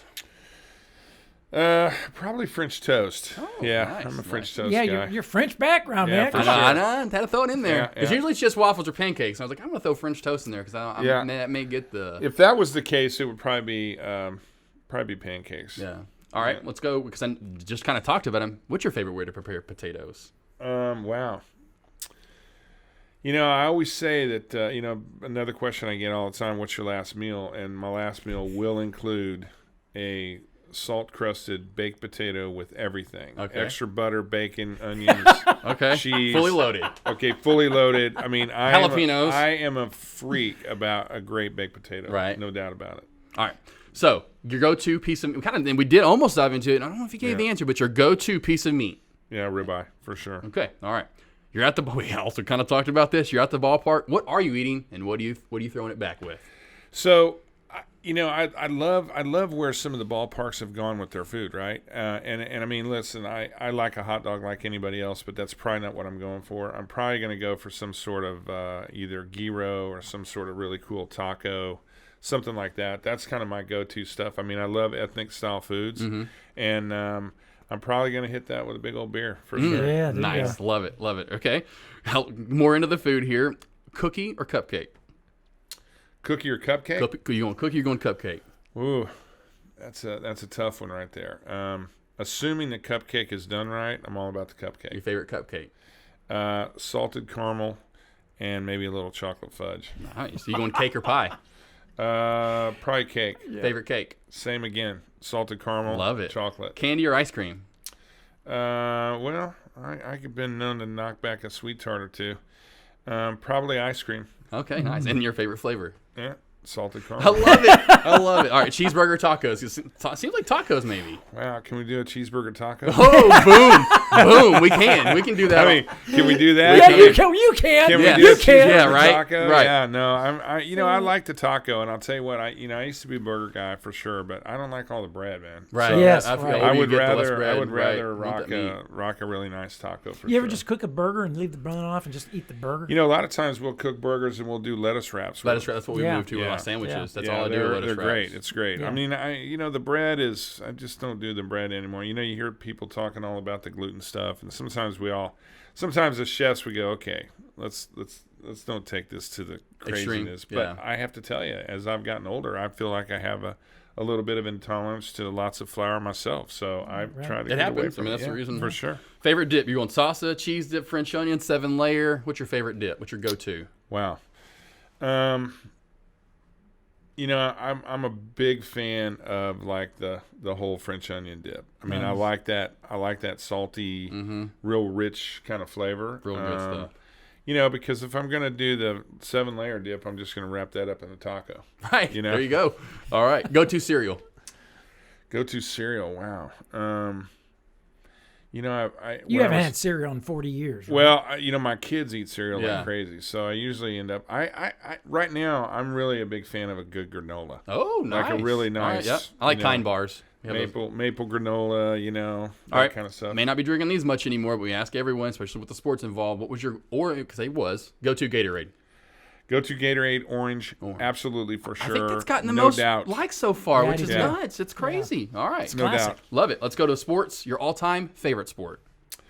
All-time favorite sport, I'd probably say, I really like football a lot. I mean, I enjoy watching that out of most everything, and I've already kind of fessed up that I'm not too much into sports, but I can watch a lot of football. All-time favorite team. You going Chiefs? You going Royals? Combo? Can you get both? I mean, I've been a fan of the Chiefs The my longest. entire life. Yeah. That's what I figured. Player athlete. Your number one. Your favorite player athlete growing up.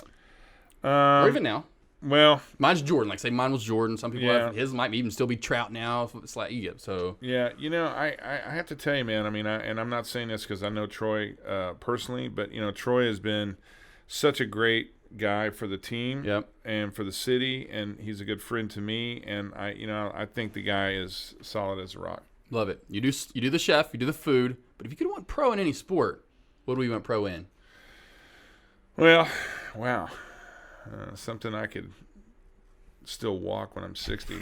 So Golf. Probably golf. There you go, baby. All right. Let's get That's the smart answer. right, isn't it, though? And you make lots of money now. Hell yeah, man. I mean, all right, let's get to Doc's side, get to some music. All-time favorite artist, band, group. Who you jamming? Big fan of Sting. Oh, Very big fan just of saw Sting. him at the Very Verizon Theater good. a couple years ago. When he Very came to good pick, man. Very big fan of Sting. And let me just say this, too, that, I've watched some pretty great shows in the past couple of years. And it's interesting to me because now, the same way that football and all sports have become so commercialized, so have these entertainers. Yes. And so Yes. when I say what I'm going to say, this comes from my heart because of the hospitality person in me. But Adele, Zach Brown, and oh my God, the superstar country guy. Why am I? Garth. Brooks. So I saw these 3 shows, and I was amazed at the level of connection that all 3 of those artists had with the entire arena. Right. I mean, it was as if everyone there thought they were singing to them. Right. And I thought that was just a really, really awesome attribute of what they're doing. Yeah. Right. Oh, yeah. It's love when you go see shows, and it's almost intimate. I hate to use that word, Yeah. but it's intimate I think almost. Garth Brooks performs as if this is just a big living room. Oh, for sure. Right, yeah. This is just a big living room. Absolutely. Hey, I mean, come on. He knows we're hanging out. I saw Adele last year about this time, and she was on the stage, and she had the round, down in American Airlines Center, and she was telling the story that she had put on a sheet, and she had taken her kid trick-or-treating on Halloween night in Highland Park. That's awesome. And no one knew who she was. I in thought that was the greatest thing in the world. That's cool. awesome. All right. Big Sting fan, but what's your all-time favorite song? Is it a Sting song? Wow, all-time favorite song. If you have one, I know that's kind of hard to narrow down. That's a huge question right there. Isn't it? How do you do that, right? Yeah, Some do. that's pretty tough. It's probably I don't know, man. That's tough. I'm gonna have to think about that. Favorite era, decade of music: 60s, 70s, 80s, 90s. Somehow. I would say for me, 70s, 80s time. Gotcha. Because I think we all like to go back to our childhood a little bit. Right. And when I hear ZZ Top, when I hear Rush, when I hear Sting, The Police, when I hear all these bands that I grew up with in high school, I got a good feel about it. Right. Top concert, you just talked about it. Your top concert, the best one you've ever been to. Top concert I've ever been to is probably going to be Elton John. Oh, in You Vegas. just went. Oh, Vegas. Well, weren't you just there in Italy? So so get this. I was in Italy to see Elton John. We get a text message 2 hours before the show. He Canceled. Oh my God. He got sick, and it was in Verona, Italy. Oh my it was in a Coliseum, and it was going to be epic. How And, cool is that? I mean, it was just we actually ended up going into the city and having dinner and checking out the Coliseum where it was going to be. Yeah. I'm so sorry we missed it, and I've seen him twice before, and I want to go see him again. He's coming to the American Airlines Center in June, and so I'm hoping to check it out again. But the guy is just a star, absolutely a star. Icon, man. Yeah, Big absolutely, time. Big time. One of my mom's favorite, if not her favorite. All for time. sure, man. Yep.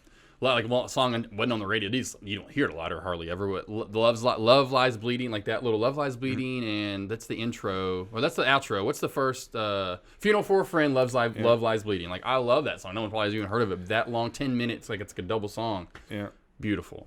Let's go to that's right, your dream concert. One you haven't seen. Maybe it is that one, but what is your all-time dream concert? Some of you haven't seen is my point. So Elvis, or if it's dream concert. That's a good one, man.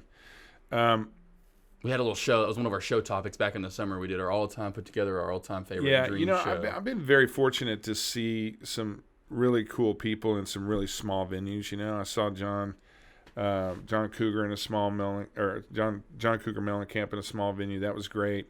I would say that if I had a choice if I had a bunch of cash and it was my birthday and I wanted to bring somebody in, it would probably be somebody like Zach Brown or somebody super fun.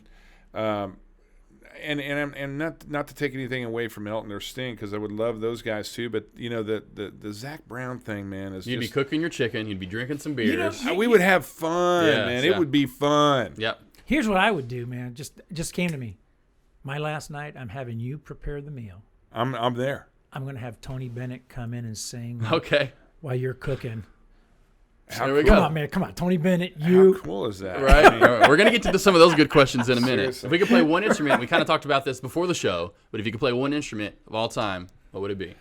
Well, if I had to pick one, it would be guitar, and that's because, knowing how you can move the needle with that. I mean, this is a case that you can carry in your car. Right.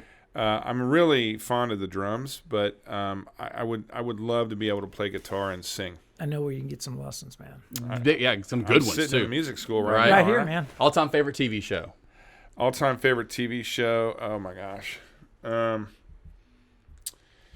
It's gonna be something. I mean, probably my wife would immediately say Lost in Order.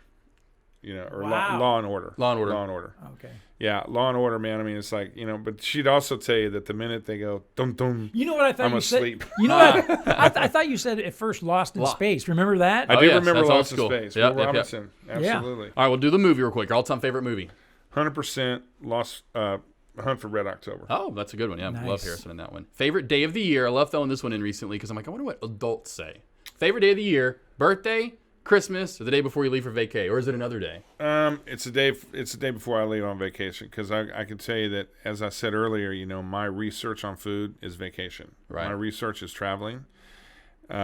We have taken our children. I mean, my children have a passport that makes mine look like it was nothing at 35 years old. Right. You know what I know. saying? I'm sure. That's awesome, though. I mean, my kids have been all over the world. We just got back from South Africa. I mean, I love to travel. It's the greatest time of my life. Perfect segue into this. Your favorite destination you've ever visited?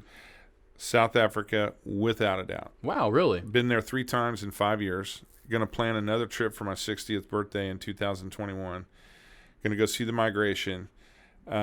We actually plan. Wow. We actually plan trips that are kind of culinary safari trips, and so we not only go with ourselves and our family, but we invite close friends and good clients to come, and we basically curate a trip for them to go with us, and they're usually 2 to 3 weeks long. And I mean, do we have time to tell a quick story? Yeah. So I'll tell you real quick. So this last trip that we took, first of all, the safari was mind-blowing. I mean, it was mind-blowing. That's one thing I would love to do, yeah. And, I we went to Mala Mala, which is connected to Kruger National Park. No fence.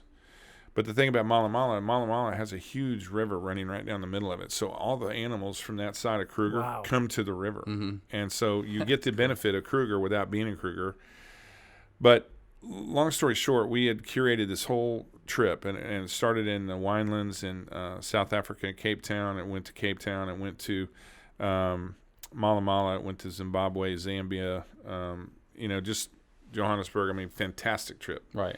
And one of the things that we did, and this was actually a surprise for my wife and I. We didn't even really know it was happening. But the people that we work with to plan the trip on the Africa side, they had arranged for a special guest to speak to us at a reception. So we did a little cocktail reception at this fantastic venue. And it was a villa right on the coast of South Africa, and so there was a couple people there that nobody knew, and we were kind of going, who are they and how do they fit in and blah blah blah, because it was all of our group. So we get in, we have a few drinks, some food, and then all of a sudden, our contacts in South Africa, who are our really good friends, got everybody's attention and started to introduce these people. So it turns out they had arranged for the warden from Robben Island. Wow. Who was there during the time where Nelson Mandela was there. Wow. And he became Nelson Mandela's best friend. Wow. And he wrote a book called My Friend, My Prisoner. Huh. Wow. I mean, I'm getting a little choked up just talking about it. That's cool. It was just the most awesome hour and a half of listening to him talk about that experience that you've ever experienced in your life. It was really awesome. That's literally unbelievable. Yeah. It was awesome. All right, so it probably is now. It seems like your all-time dream destination. But what would be like something you haven't been to? Then let's see if there is a place you haven't been to. Australia, Antarctica. Have you been to Australia? So I haven't been to Australia. I'd love to go to Australia. As I said, I'm a big diver, so I want to do that. That's what I figured. I would love to be in Alaska. I'd love to be up in the Arctic. You know, I'd love to see that part of the world. You know, as a chef, I've done a number of cruises where I'm the guest chef on a ship, and I've been in Russia. I've been in Italy. I've been in the Amalfi Coast. I've been all over Caribbean. You know, Panama Canal. Never been up in the Alaska Arctic area. I'd love to go do that. That'd be beautiful too. A lot of people say those cruises are phenomenal. Yeah, they're fantastic. Yeah. All right, we kind of talked about this one as well. We got a double side one for him as well for this one. What is your last meal? This is usually the last question for most people, but you got a second one. What's your last meal? What are you eating? And what 3 people are you inviting, dead or alive? Wow, dead or alive. Okay, so pretty easy. Yep. Okay. I'm thinking fried chicken. No. Oh, okay. It's the baked potatoes got to be there. The baked potatoes there because I already said that. Yep. It's gonna be a tomahawk ribeye chop cooked on wood with my dad's seasoning, which was he used to do a dried rosemary and dried like Italian seasoning on the steaks. You know, that flavor comes back to me every time. I mean, I can taste it in my mouth right now just talking about it. Wow. Corn on the cob, baked potato with everything, Caesar salad, and probably something either cherry or salted caramel. Nice. Who are you inviting? Who are your 3 besides you at the table? You know what? I definitely have to have my mom and dad there for sure. All right. Because I would want to make sure that they know what a powerful influence they had on my brother and myself. Can I make it 4? Because make it 4. My brother and my wife for sure. sure. All right, cool. My brother and my wife. Exactly. And my It's hard parents, to. Is it just you and your brother? Just him and I. And you're both world-class chefs, man. He's great, man. He's great. Remix for you, like I said. Who's better though? Yeah. Do you kick his butt? Well, I would never say that, but I am the older guy. Yeah, right? You kick. You got the experience. I kind of feel like you got the probably years. been, watching everything I've done. He's copying you, man. All right, so he's probably smarter than me. He's probably going, I'm not going to do that. I guarantee he's saying that about something. That's awesome. You're kind of final meal. You get to prepare it. So what are you cooking, and what 4 people are you cooking for? Got it. Wow. Crazy. That's a crazy question. I mean, I would have to have some superstar chef, probably like Julia Childs there. I think that I would have to have somebody like Nelson Mandela there. All right, so that's why I did the fun one. Especially you kind of leave after the family your out. experience. I just feel like the greatest dinner parties out there, or the greatest get-togethers, are very diverse, right? I've cooked for lots of dinners where the entire table is full of a certain type of doctor or a certain type of lawyer, and they tend to be a little bit of a snooze fest, Right. Because they're all in their own zone, and if you're not in their zone, you're not in their zone. Right. Yeah, right. But I think what would be really interesting is to have people like Nelson Mandela, Julia Childs, Mickey Mantle. Well, I was gonna say, I probably wouldn't have gone. Dawson, man. Come on. I probably wouldn't have gone the sports way. I probably would go like, Neil Armstrong. Okay. Oh, yeah. He's got some stories. I think it'd be pretty awesome to have an astronaut there, and I probably want to talk to somebody that has been super influential in the medical world too. I know a lot of doctors, and it's really fascinating to listen to them discuss the things that we probably don't want to know about the medical world. And I remember one time we were doing a Dirty Dozen cooking class, this class that I talked about. We had it at Abacus years ago, and there was a group of doctors at the table, and I sat down. Of course, this is after a number of glasses of wine, and I finally said to the group, I said, so tell me, what's your opinion of this medical situation we're in, with the insurance, the medical care, the money that it takes to operate all this stuff, and of course they're all going, oh my gosh, you got to talk to this guy, and they pointed at one guy at the table, and he was clearly the older guy at the table. Turns out he's like some superstar physician from Baylor, okay, and I asked him, I said, how do we solve this problem? And he said, well, I don't know if you really want to know the answer. And I said, of course. I said, let's talk. And the whole table got quiet. And he said, the answer to many of the medical issues that we have in this country it comes down to one thing. It comes down to our society does not have the ability to let go of somebody who is going. They want to extend their life, even if it's a week, a day, a month. And the efforts that it takes to keep people that are terminally ill alive for a longer period of time is the drag of the system. And I found that just very fascinating, and he's right. I mean, because, as a society, we want, or it seems like we want, our close people, our loved ones, if we can get another month with them, we can get another 6 months with them. Like you said, even a day sometimes. Yeah, I mean, it's amazing, because both of my parents passed away from, terminal lung cancer. And so I've watched that, it's a horrible thing. And so, who knows the right answer? But it was interesting to hear them talk about it. Yeah, that's the elephant in the room nobody wants to talk about, right? There's a few of them. Yeah. Thank you so much for being on the show so much, Kent. Where can everyone find you on social media? You know what? All my social media platforms are at Chef Kent Rathbun, and it has to be Chef Kent Rathbun. Boom. It's pretty awesome and easy. That's also chefkentrathbun.com, not kentrathbun.com. We'll talk. That's a whole nother story, right? About how to fight for my name. And then Emoto Dallas. Yeah, all the restaurants talk about them, please. Tell we have them Emoto down in Victory Park, which we'd love to have everybody come and see. It's a beautiful Pan-Asian restaurant with a fantastic Japanese sushi bar. We have Shinsei, which is very much the same type of restaurant, which is on Inwood Road at Lovers Lane. Nice. And then we have Lovers Seafood, which is on Lovers Lane at Inwood Road. I mean, they're literally 400 feet apart. Yeah. So come and check us out, man. We would really like to see you come down and check out Victory Park. If you haven't been in Victory Park in a while, it's a really new place. It's not what it used to be. There's lots of cool stuff to do, and come down and check out Emoto for sure. Yeah, definitely been popping lately. Like the station I work for, the ticket's right there in Victory Park. It sits right next to WFAA. So I saw the progress of them kind of building it up before I really got out of that area. But I still go, get down there every once in a while. That I'm not working there anymore, but beautiful just to see that area grow up. And they needed it, honestly, which is nice to see a little downtown area on that side. But just a side note too, it's not just a place to go on a game night, right? I mean, exactly.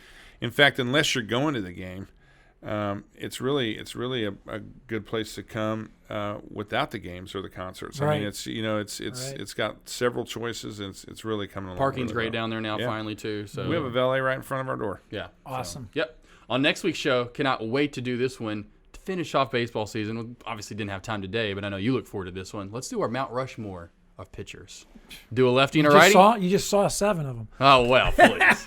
None of those guys are going to be on your Mount Rushmore, I don't think. Well, you never know. Well, let's do a lefty and a righty, or just one? One or lefty and a righty?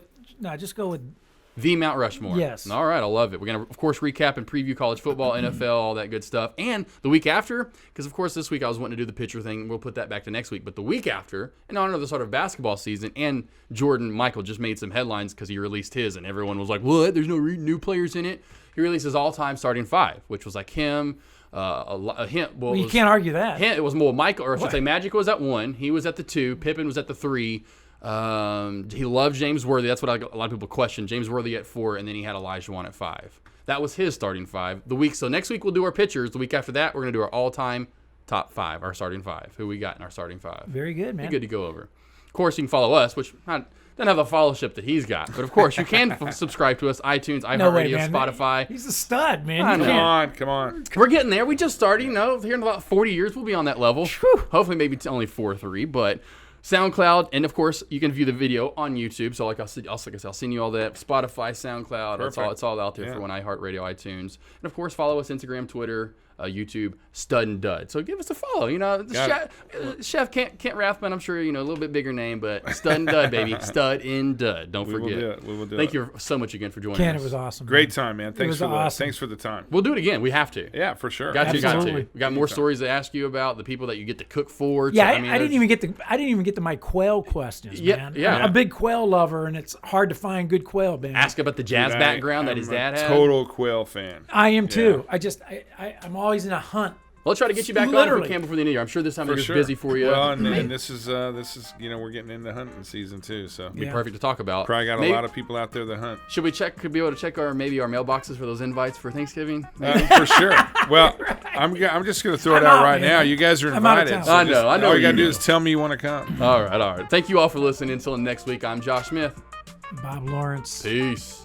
Stud. Well, the stud. I'm just kind of like, that's all we talked about the whole show. The stud right here. I mean, Thanks, guys. We're studettes essentially, not even studs. We're the lower S. We're the lower case. All right. See y'all next week. Thank you.